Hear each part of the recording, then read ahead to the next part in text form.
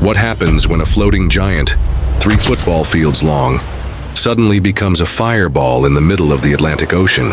On July 14, 2012, the MSC Flaminia, a 300-meter-long German container ship, was sailing from the United States to Europe. It was an ordinary voyage, carrying nearly 3,000 containers, when suddenly, disaster struck. At around 10 a.m., a massive explosion ripped through one of the cargo holds. The blast sent flames and smoke towering above the vessel, igniting nearby containers filled with chemicals and hazardous cargo. Within minutes, the fire spread uncontrollably, turning the ship into a blazing inferno. Panic swept across the crew. In the chaos, 3 lives were lost, 2 instantly in the explosion and 1 later due to injuries.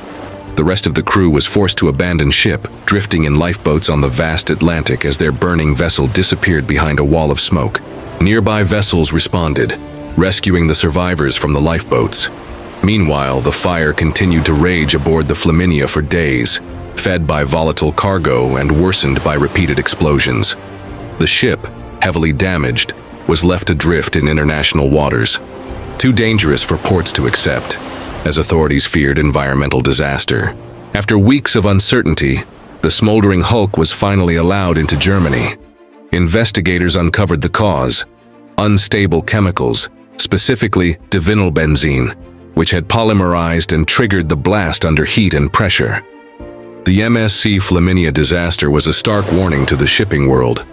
Container vessels are not just carriers of goods, but floating time bombs when dangerous cargo is mishandled. It reshaped international maritime safety rules, with stricter checks on hazardous chemicals at sea.